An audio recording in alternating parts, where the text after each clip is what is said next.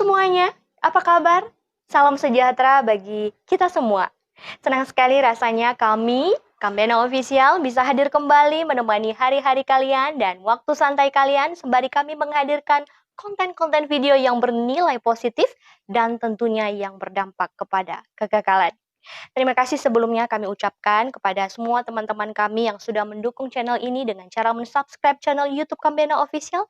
Terima kasih untuk like-nya, terima kasih untuk share-nya, terima kasih untuk komennya, terima kasih karena sudah mengaktifkan tombol loncengnya. Kami tentu tidak bisa membalas semua kebaikan kalian.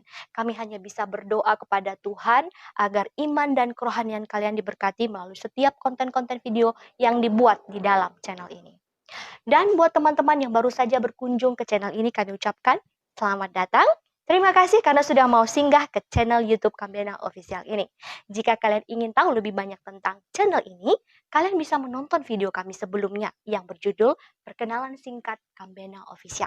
Di sana, kalian bisa mengenal kami secara lebih dekat lagi. Namun, jika kalian suka dengan video yang kami persembahkan di channel ini, jangan lupa untuk terus dukung kami dengan cara subscribe, like, share, dan komen. Dan jangan lupa untuk mengaktifkan tombol loncengnya agar kalian mendapatkan notifikasi dari setiap video terbaru yang kami buat di channel. Hari ini, tim Kambena Official akan membuat sebuah video yang bertemakan tentang sharing berkat. Ini adalah program baru Kambena Official. Program baru ini kami beri nama SBBR. Apa itu SBBR? SBBR adalah sharing berkat buku rohani. Jadi sudah jelas ya bahwa berkat yang ingin kami sharingkan kepada kita semua, sumbernya kami ambil dari buku-buku rohani. Nah, kegiatan apakah yang akan kami lakukan di dalam program SBBR ini? Kegiatan yang akan kami lakukan adalah, pertama, kami akan memilihkan satu jenis buku rohani untuk dibahas di channel ini. Yang kedua, kami akan membaca buku tersebut. Yang ketiga, kami akan meringkas isi ceritanya. Dan yang keempat, kami akan menceritakan kembali kepada kalian secara singkat isi dari buku tersebut. Perlu kalian ketahui bahwa dalam membahas satu buku, kita akan melakukannya secara bertahap. Sebagai contoh, jika satu buku itu punya 10 bab, itu artinya kita akan ada 10 kali pertemuan untuk membahas buku itu secara tuntas. Tujuannya adalah, pertama, supaya kalian tidak bosan. Yang kedua, untuk mempersingkat durasi. Dan yang ketiga, agar inti dari buku tersebut dapat kita mengerti. Apa tujuan kami untuk membuat program SBBR ini? Tujuan kami adalah untuk menyampaikan pesan spiritual ataupun pesan rohani ataupun pesan yang bersifat kekekalan yang ingin disampaikan oleh penulis buku tersebut kepada kita semua. Mungkin ada pertanyaan, kenapa kami hanya fokus kepada buku-buku rohani? Jawabannya adalah karena menurut kami, buku-buku rohani selalu mengaitkan penulisannya dengan firman Tuhan. Berbicara masalah kekekalan, tentu kita tidak bisa lepas dari yang namanya firman Tuhan. Karena firman Tuhan berasal dari kekekalan. Dan firman Tuhan itu adalah kekekalan itu sendiri. Dan firman Tuhan itu bisa membimbing, menuntun kita sampai kepada kekekalan itu. Itulah mengapa kami hanya fokus kepada buku-buku rohani. Mungkin ada pertanyaan yang lain. Apakah ada tim Kambena Official yang berlatar belakang sekolah Alkitab atau sekolah teologi? Dengan tegas kami akan menjawab bahwa tidak ada satupun di antara tim Kambena Official yang mempunyai latar belakang sekolah Alkitab ataupun sekolah teologi. Jadi siapa kami? Kami hanyalah anak-anak muda yang ingin memanfaatkan media sosial untuk melakukan pekerjaan-pekerjaan baik yang sudah dipersiapkan Allah untuk kami lakukan sebagai orang-orang yang sudah diselamatkan. Itulah tujuan kami untuk membuat channel YouTube ini, yaitu melakukan pekerjaan-pekerjaan baik yang bernilai positif dan tentunya yang berdampak kepada kekekalan. Oke, kita langsung ke topik pembahasan kita hari ini. Dalam program SBBR kita kali ini, tim Kambena Official sudah memilihkan satu jenis buku rohani untuk kita bahas hari ini. Buku apakah itu? Tim Kambena, mana bukunya? Terima kasih. Ini dia pemirsa. Wow, bagaimana setelah kalian melihat desain sampul depan dari buku tersebut? Ini desain sampul depannya, sementara ini desain sampul belakangnya. Oke, kita masuk ke desain sampul depannya dulu ya. Seperti yang kalian lihat ya, buku ini diberi judul Menghancurkan Ilmu Hitam. Bagaimana setelah kalian lihat dari desain sampulnya dan judulnya? Mungkin ada yang bertanya ya, loh itu buku rohani atau buku satanisme? Jadi ini bukan buku satanisme teman-teman, ini adalah buku rohani yang menceritakan tentang keterlibatan okultisme si penulisnya. Ya, ternyata penulisnya pernah berhubungan dengan pekerjaan-pekerjaan kuasa kegelapan. Sehingga buku ini diberi judul Menghancurkan Ilmu Hitam, karangan Doreen Irvin. Nah, jadi Doreen Irvin ini adalah penulis dari buku tersebut. Nah, mungkin ada yang bertanya, sebenarnya inti dari buku ini apa sih? Menceritakan apa sih? Gitu ya. Nah, inti dari buku ini sebenarnya sudah tertulis di atas, yaitu kesaksian pertobatan seorang pemuja setan. Seram ya. Tapi setelah kami membaca keseluruhan dari isi buku ini, kami mau lebih memperjelas lagi bahwa buku ini adalah buku yang berdasarkan pengalaman pribadi dari penulis gitu ya. Ini adalah kisah nyata teman-teman.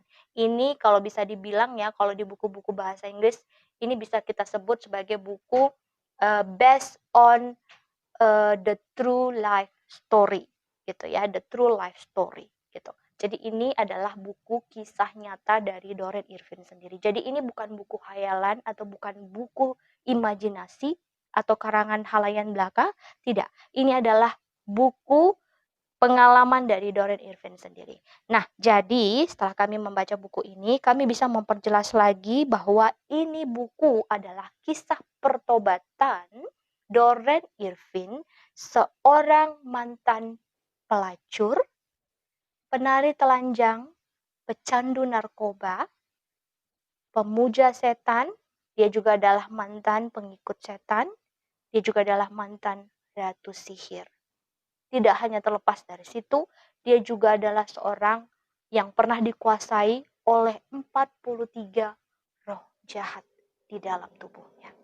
Nah, itulah dia ringkasan dari cerita buku tersebut. Kalian sudah penasaran ya akan isinya? Saya juga penasaran sekali. Oke, jadi tetap pantengin terus Kambena Official. Karena di mana lagi kalian bisa mengetahui isi buku tanpa harus membacanya. Oke, baik. Sebelum kita masuk ke bab yang pertama, kita akan mengulik-ngulik dulu ya isi bukunya. Oke, kita akan mulai dari lembar berikutnya. Ya, lembar berikutnya ini hanya berisi judul, kemudian lembar berikutnya juga ini judul, kemudian oke, kita ke sini dulu ya. Sedikit saya mau kita fokus di sini dulu. Ternyata pemirsa, ini buku adalah hasil dari saduran. Jadi sebenarnya bahasa aslinya ini bukan bahasa Indonesia, tapi bahasa aslinya ini pertama sekali ditulis oleh Doreen Irvin itu di dalam bahasa Inggris. Nah, kalau di dalam bahasa Inggris, jadi di dalam bahasa Inggris buku ini diberi judul From Witchcraft to Christ, ya. Jadi buku ini diterbitkan oleh Kingsway Publication Ltd. Ya. Dan buku ini pertama sekali diterbitkan tahun 73. Ya. Perlu kita ketahui bahwa Doreen Irvin sebenarnya banyak sekali mengarang buku gitu ya. Kalau kalian tidak percaya, kalian bisa searching di Google atau searching di YouTube dengan mengetik di kolom pencarian nama dari Doreen Irvin sendiri. Nanti di situ akan muncul jenis-jenis buku karangan Doreen Irvin. Di sana juga akan muncul nanti wajah Doreen Irvin sendiri. Dan di buku tersebut nanti juga akan muncul khotbah-khotbah kesaksian dari Doreen Irvin sendiri. Ya. Tapi setelah saya telusuri bahwa buku ini adalah karangan pertama dari Doreen Irvin yang ditulis tahun 73. Nah, seperti itu dia ya, teman-teman. Oke. Nah, jadi ketika disadur ke dalam bahasa Indonesia, ya, buku ini diberi judul Menghancurkan Ilmu Hitam dan diterbitkan oleh penerbit Andi. Demikian ya. Oke, selanjutnya kita masuk ke daftar isi. Oke. Seperti yang kalian lihat sendiri, ya, sudah jelas tidak ya? Mudah-mudahan jelas ya. Oke, seperti yang kalian lihat sendiri, di daftar isinya itu ada 21 bab. Nah, jadi itu artinya pemirsa ya, itu artinya kita akan membahas buku ini ya. Kita akan membahas buku ini sebanyak 21 kali pertemuan. Nah, itu tadi alasan kami ya, kenapa kita akan membahas satu buku ini sampai selesai secara bertahap gitu ya. Ya, supaya yang pertama tadi kalian tidak bosan, durasinya juga supaya tidak panjang, dan juga supaya inti ceritanya itu bisa kalian mengerti gitu ya. Oke, baik, selanjutnya. Nah, ada kata pengantar pemirsa ya. Kalau pengantar ini sih sebenarnya nggak penting-penting amat ya. Cuman setelah saya baca, kata pengantar ini diberikan oleh yang namanya Arthur Neil. Ya, siapa Arthur Neil? Arthur Neil itu pemirsa ya di sini. Arthur Neil ya, ya dia menulisnya di tahun 94 gitu ya. Kata pengantar ini ditulis oleh Arthur Neil di tahun 94. Jadi Arthur Neil ini adalah salah seorang pendeta yang membantu pelepasan Doreen Irvin dari 43 roh jahat di dalam tubuh Doreen. Jadi Arthur Neil ini menyaksikan sendiri bagaimana pelepasan Doreen Irvin dan bagaimana setelah Doreen dilepaskan dari 43 roh jahat itu, bagaimana hidup Doreen Irvin berubah total. Dia sekarang melakukan pelayanan kepada orang-orang yang dulunya sama seperti dia. Nah, jadi mungkin secara singkat itulah dia kata pengantar yang disampaikan oleh Arthur Neil ini. Oke, selanjutnya. Nah, sudah.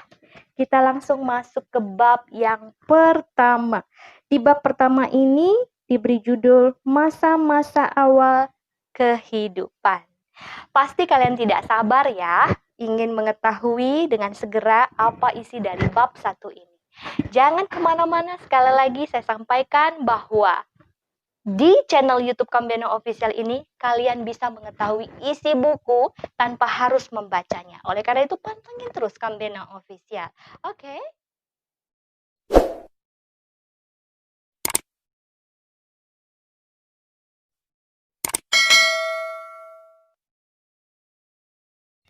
Oke, kita langsung aja masuk ke bab yang pertama.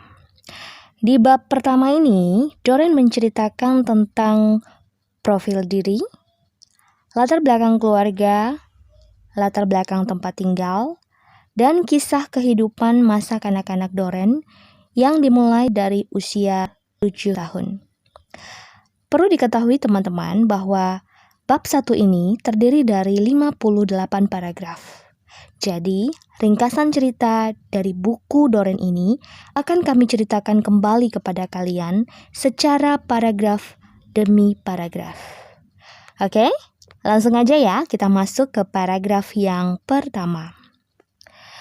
Di paragraf yang pertama sampai paragraf yang kedua, Doreen menceritakan tentang biodata diri secara singkat. Saya akan membacakan hasil ringkasannya.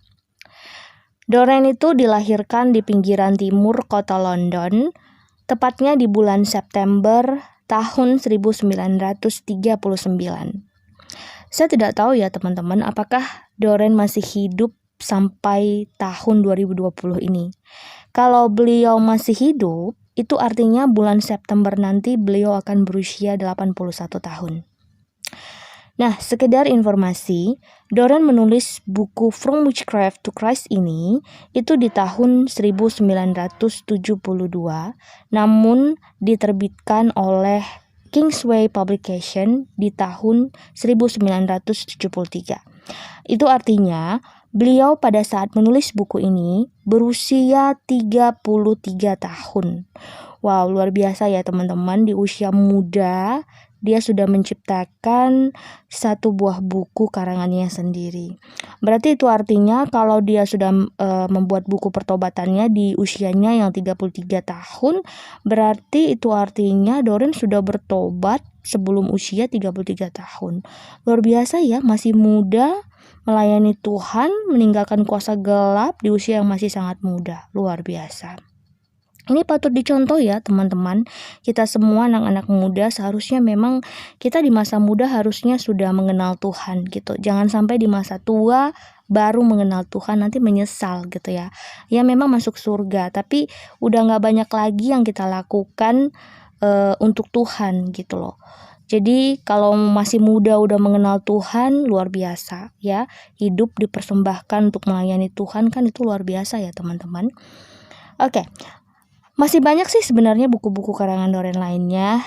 Kalian bisa cek di Google ya kalau kalian pengen tahu. Tapi buku yang akan kita bahas hari ini adalah buku karangan pertama yang ditulis oleh Doren sendiri. Oke, kita langsung masuk ke paragraf berikutnya, yaitu paragraf 3 sampai paragraf yang ke-8. Di paragraf 3 sampai 8 ini, Doren menceritakan tentang kondisi perang di kotanya, tepatnya di kota London, Inggris. Doren menceritakan bahwa perang ataupun serangan udara di kota London itu bertambah gencar di awal musim panas tahun 1940. Dan serangan udara ini atau peperangan ini membuat Doren dan keluarganya dan juga penduduk setempat itu harus dievakuasi ke kota yang namanya Uxbridge ya, yang letaknya 26 km dari kota London. Oh ya teman-teman, Doren memang tidak menjelaskan secara rinci di bukunya perang apa yang dia maksud di tahun 1940 itu ya, yang terjadi di awal musim panas.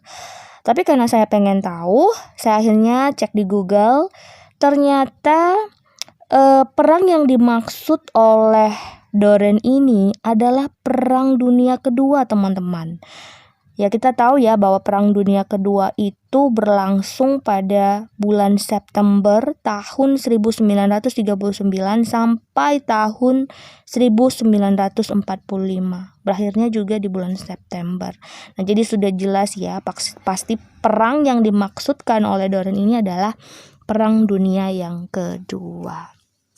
Wow, berarti waktu Perang Dunia yang Kedua tuh Doren di situ masih anak-anak. Luar biasa ya. Oke, kita langsung masuk ke paragraf 9 sampai paragraf yang ke-58.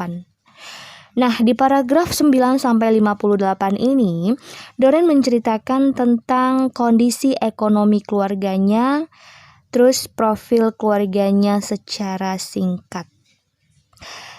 Jadi teman-teman, setelah saya membaca bab 1 ini, saya menyimpulkan bahwa kehidupan ekonomi keluarga Doren bisa dikatakan sangat miskin. Banyak paragraf yang ditulis oleh Doren yang mendukung kesimpulan saya ini. Doren menggambarkan kondisi kemiskinan mereka dengan berkata, dia mengungkapkan pernyataan-pernyataan seperti ini, teman-teman. Kehidupan rumah berpusat di dapur kotor dan hampir tidak dilengkapi dengan perabotan rumah tangga. Hanya ada meja kayu kasar yang besar yang mendominasi ruangan mereka. Taplak meja juga hanya selembar koran tua. Hanya ada ceret besar, hanya ada 3 kursi di dapur. Tidak ada karpet yang menutupi lantai papan. Tidak ada tirai jendela, hanya ada karung-karung tua yang berfungsi sebagai penutup jendela. Sangat sedikit makanan yang selalu tersedia di atas meja. Hanya ada lemak babi dan kebanyakan roti. Saya mau mengomentari jenis makanannya dulu ya pemirsa. Doren menceritakan bahwa ekonomi keluarganya itu terbilang miskin gitu ya. Dan dia menyebutkan makanan yang sering mereka makan itu sebagai orang miskin itu adalah lemak babi dan kebanyakan roti. Berarti saya berpikir kalau orang miskin makanannya lemak babi dan kebanyakan roti, berarti makanan standar mereka itu apa gitu. Ternyata setelah saya baca lagi, rupanya makanan standar ya teman-teman, makanan standar pada saat itu di zaman Doren adalah daging dan kentang panggang serta kue. Wow, sangat berbanding terbalik ya dengan zaman kita sekarang ini ya. Kalau di zaman sekarang ini dibilang lemak babi dan kebanyakan roti itu sudah termasuk makanan standar ya teman-teman. Bisa dibilang itu makanan yang luar biasa kalau di zaman kita sekarang ini gitu ya. Berarti kalau di zaman Doren di tahun 1940 dia hanya bilang kami cuma makan lemak babi dan kebanyakan roti, itu sudah dia anggap makanan keluarga miskin. Dan makanan standarnya itu daging, kentang panggang, serta kue. Jadi gimana lagi makanan kaum elite di zaman mereka ya teman-teman. Berarti di sini kita bisa melihat bagaimana kondisi ekonomi atau kondisi perekonomian kota London di zaman itu. Berarti cukup maju ya kota London ya, termasuk maju karena di tahun 1940 jenis makanan aja udah gini. Kalau dibandingkan dengan Indonesia nih, roti aja tuh udah makanan yang wah ya kan. Nah itu di situ saya bingung. Tapi oke lah, itu hanya sekedar komentar yang saya berikan gitu ya. Jadi dia bilang bahwa hanya sangat sedikit makanan yang selalu tersedia di atas meja. Bahkan untuk makan sehari-hari aja, ibunya itu sering ngutang teman-teman di toko makanan untuk membeli bahan-bahan pembuat roti. Bahkan teman-teman, paragraf 44 sampai paragraf 49, Doren menceritakan bagaimana ibunya menyuruh dia untuk bangun pagi-pagi buta untuk berbelanja kebutuhan dapur. Supaya apa? Supaya enggak dilihat orang karena bayarnya ngutang pemirsa. Bayangkan pemirsa, seorang Doren yang usianya pada saat itu 7 tahun teman-teman disuruh pagi-pagi buta untuk belanja. Kebayang enggak? Aduh, luar biasa ini ya. Orang tuanya juga luar biasa menurut saya ini teman-teman. Seorang ibu ya tegang ngebiarin anaknya pagi-pagi buta. Kalau bisa dibilang pagi-pagi buta, oke lah bilang aja lah ya jam 5 pagi gitu ya. Bayangin aja kalau misalnya saya disuruh orang tua saya pada saat umur saya tuh masih 7 tahun, pagi-pagi buta di jam 5 pagi saya disuruh berbelanja. Wow, luar biasa, saya nggak bisa bayangkan itu ya. Bisa bayangkan ya, pagi-pagi buta teman-teman, udaranya dingin, terus berangin, jaraknya juga kata si Doren ini cukup jauh dari rumah mereka. Dan disuruh berjalan lagi, bukannya ada kendaraan yang mengantar dia, ataupun mungkin ada angkot gitu ya, nggak ada pemirsa, dia disuruh berjalan gitu. Wow, luar biasa. Sebenarnya Doren itu menceritakan di buku tersebut, dia sebenarnya takut gitu loh. Takut karena cuacanya itu masih gelap dan dia harus berjalan melewati pekuburan untuk sampai ke toko kue itu pemirsa. Dan ada juga jembatan kayu yang harus dia lewati. Dan yang paling membuat Doren ini takut adalah bayangkan jembatan kayu, kondisi pada saat itu berangin, bisa bayangkan nggak suara jembatan itu yang berbunyi kriat-kriut kalau diterpa angin. Nah ini yang membuat Doren ini merasa takut gitu loh. Tapi kita lihat gitu ya, dia tuh nurut aja sama ibunya gitu ya. Luar biasa, ini patut dicontoh. Ini anak yang berbakti sama orang tua gitu. Ternyata dia nurut aja sama ibunya gitu. Mungkin karena belas kasihannya, rasa hormatnya kali ya, rasa sayangnya sama ibunya, sehingga dia tidak memikirkan ketakutannya lagi, tidak memikirkan dinginnya angin pagi gitu ya. Dia nurut aja. Luar biasa. Ini contoh ya buat anak-anak di zaman sekarang yang udah nggak peduli dengan orang tua, sibuk main handphone, waktu main handphone disuruh langsung marah gitu ya. Wow, ini contoh yang baik untuk ditiru buat teman-teman ya. Oke, karena memang firman Tuhan juga menyuruh kita untuk menghormati orang tua supaya umur kita itu panjang. Itu dia ya teman-teman. Oke, selanjutnya pernyataan apa lagi yang Doren ungkapkan untuk menggambarkan kemiskinannya? Saya baca lagi di paragraf selanjutnya. Doren menyatakan tempat tidur itu hanya ada satu. Itu pun tanpa spray katanya pemirsa. Dan itu pun tempat tidurnya itu ya untuk ayah dan ibunya gitu loh. Jadi gimana Doren dan adik-adiknya? Ternyata Doren dan adik-adiknya itu tidur di lantai papan dengan beralaskan tumpukan mantel kotor, teman-teman. Waduh, saya nggak bisa kebayang deh. Waktu saya baca bukunya aja, nafas saya tuh langsung sesak mendengar ya Doren ini menceritakan seperti itu. Kemudian dia juga mengungkapkan pakaian kami di musim panas dan dingin itu selalu sama, yaitu baju katun tipis dan sebuah jaket rajutan yang sudah lusuh. Dia juga mengatakan sepatu pun kami tidak punya. Wow, luar biasa ya. Apalagi kaos kaki tidak punya. Bagi Doren ternyata setelah saya baca teman-teman, kaos kaki itu adalah barang mewah yang tidak dikenal. Wah, luar biasa kaos kaki pemirsa. Kalau di zaman kita kaos kaki itu bisa 10.000 dapat 3 loh.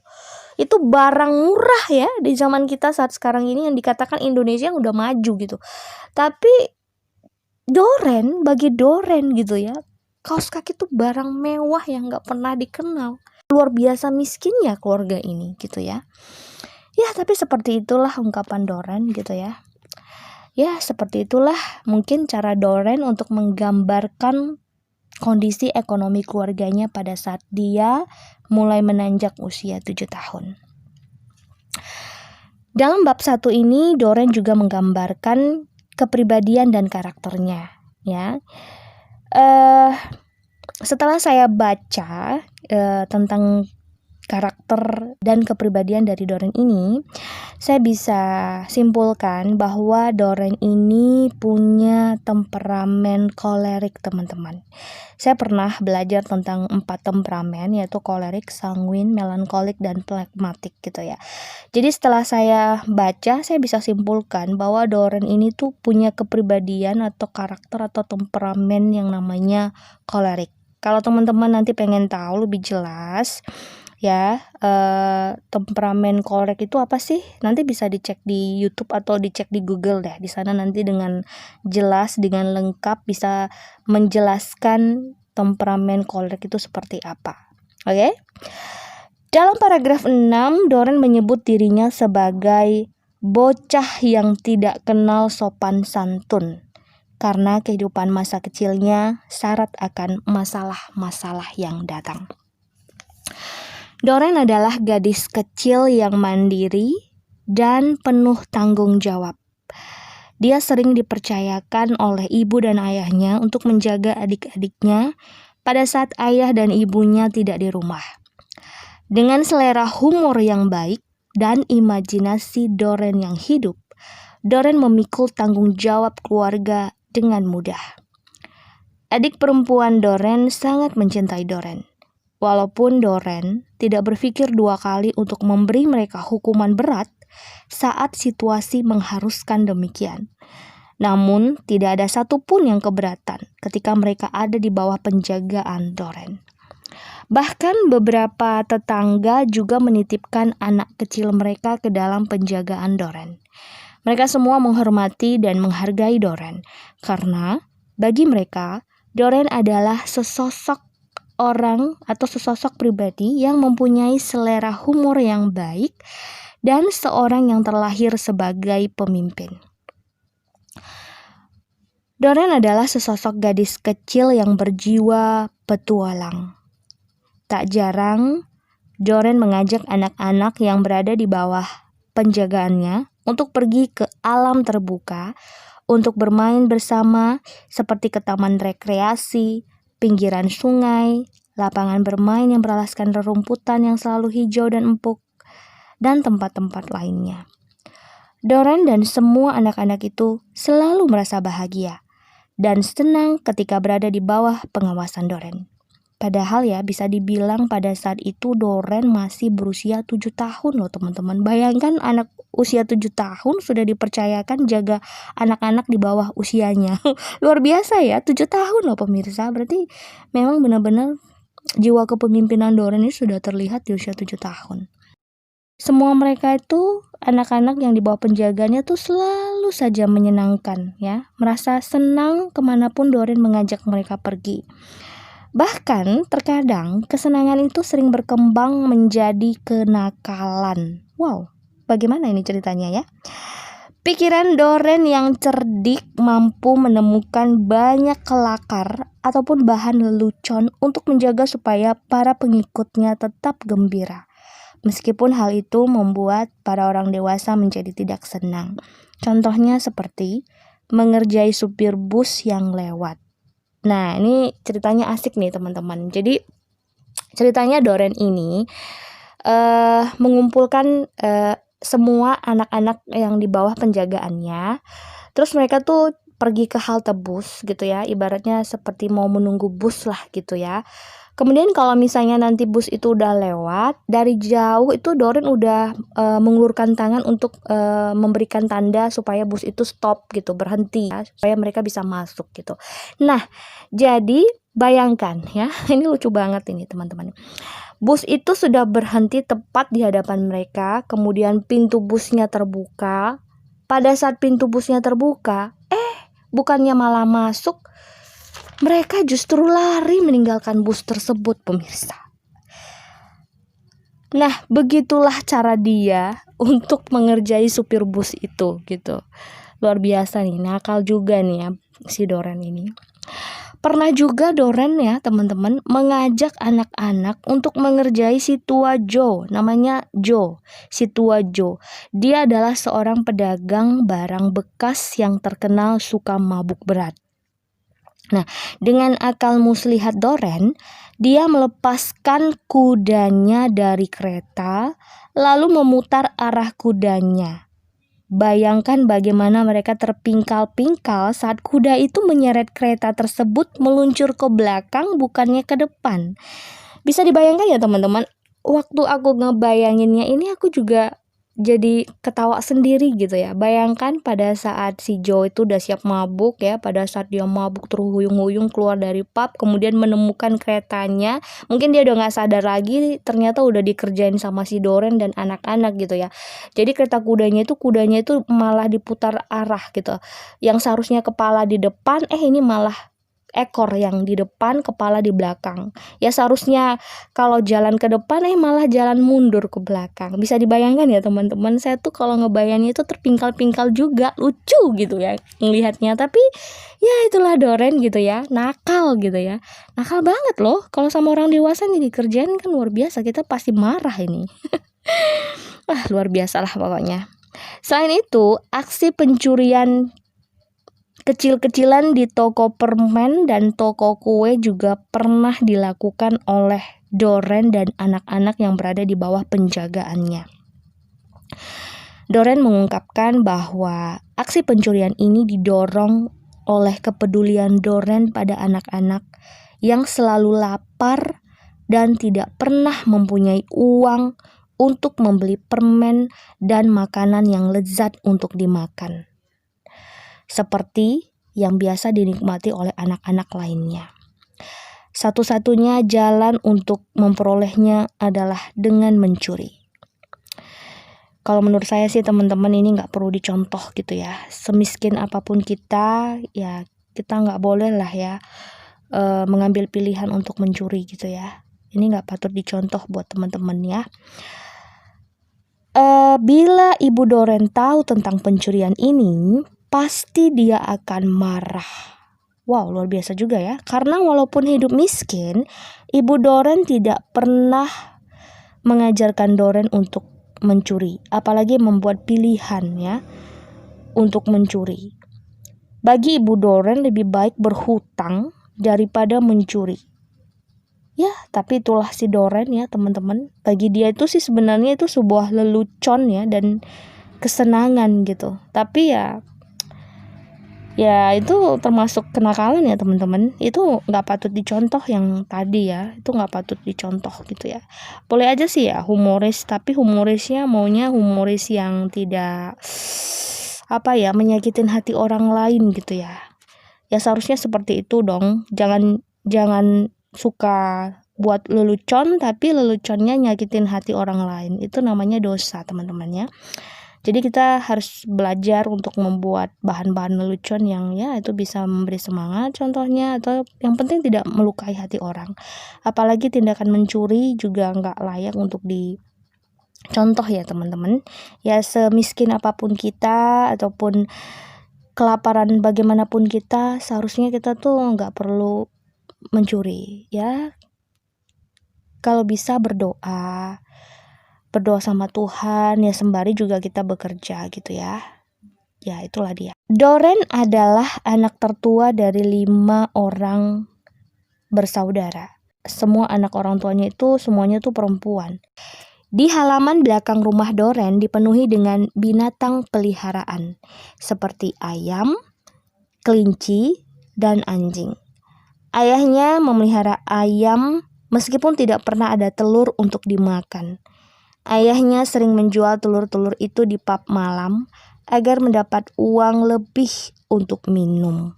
Wow, berarti ayahnya ini punya kebiasaan suka minum-minum dan pergi ke pub malam ini pemirsa. Ini juga nggak perlu dicontoh gitu ya.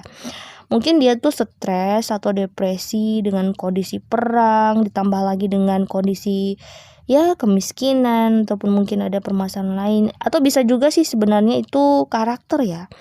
Tapi kalau menurut saya sih nggak bagus sih seperti ini ya. Karena sudah miskin malah justru menghabiskan uang ke tempat-tempat yang sia-sia gitu ya. Jadi ini nggak perlu dicontoh ya teman-teman, sifat suka mabuk-mabukan seperti ini. Karena ini menyusahkan keluarga, nyakitin keluarga gitu ya. Dan ini juga bisa akhirnya membuat atau memicu pertengkaran yang berujung perceraian gitu. Jadi ini nggak perlu dicontoh ya buat teman-teman, supaya nanti ketika kita yang masih muda yang belum menikah, nanti kalau kita menikah janganlah jadi ayah yang suka mabuk-mabukan gitu ya. Kasihan keluarga kita dan anak-anak kita. Oke? Ayahnya bekerja sebagai seorang petugas sampah untuk dewan setempat. Ibunya adalah seorang ibu rumah tangga yang kurus dan selalu khawatir akan hidup keluarga. Ada banyak kata makian di rumah Doren. Kebiasaan mabuk ayahnya sering membuat sikap ayahnya berubah menjadi sangat kasar. Tidak jarang ayah Doren membuat bibir ibunya luka-luka dan memar-memar di wajahnya. Mata ibunya juga selalu sembab karena sering menangis. Raut kesedihan dan ketidakberdayaan di wajah ibunya sering membuat Doren merasa takut akan kehilangan sesosok ibu. Kalau saya ngelihat kondisi ibunya, hati saya tuh ngerasa miris ya teman-teman. Jadi sepertinya ibunya ini menanggung beban keluarga yang cukup amat dalam gitu ya. Ayahnya ini saya rasa cukup tidak peduli dengan keluarga gitu. Pantas aja Doren mengatakan bahwa ibunya kurus, selalu khawatir akan hidup gitu ya. Sangat-sangat menderita ya, udah kurus gitu ya. Malah ayahnya punya sifat kasar teman-teman ya. Suka mukul. Memang sih sebenarnya kebiasaan mukul ayahnya ini sebenarnya dipicu oleh karena mabuknya gitu ya. Jadi kalau misalnya pulang ke rumah mabuk-mabukan tuh pasti di saat mabuk itu ayahnya tuh pasti akan bertindak kasar sama ibunya ya. Bahkan ada penyiksaan secara fisik gitu ya. Ya.